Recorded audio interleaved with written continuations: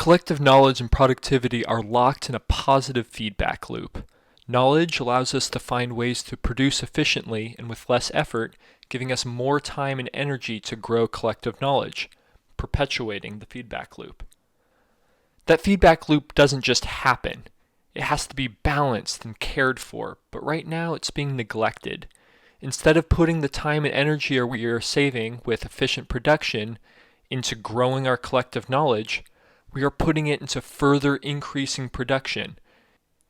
Instead of productivity feeding knowledge feeding productivity, we have productivity feeding itself.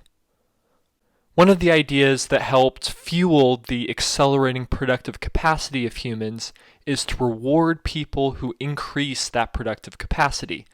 This practice incentivizes people to work on projects that will lead to obvious and immediate increases in production. But why is that intermediate step of growing collective knowledge important? Well, the purposes fall into two main categories. First, it gives future production room to grow.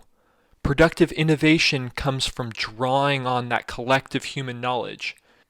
This practice of spending all our resources throwing massive rewards at those working to increase productivity has left the people trying to build up collective knowledge for future generations starving for funds.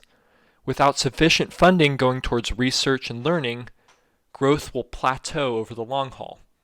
Second, it gives future production direction. The bias towards production over learning has given us an economy that hands out huge rewards to a small group of people who are some combination of smart, risk-loving, ambitious, hardworking, and lucky, while the rest of the population is left to fight for the scraps. This results in an ever-increasing majority of production decisions being put in the hands of people who are not representative of the population as a whole, which in turn leads to production decisions that do not benefit the population as a whole. The knowledge and productive capacity we have today is the result of the labor of the ancestors of all of humanity, so all of humanity should be able to enjoy it. Our insistence on laying huge rewards at the feet of productive innovators is kneecapping our ability to have future innovation.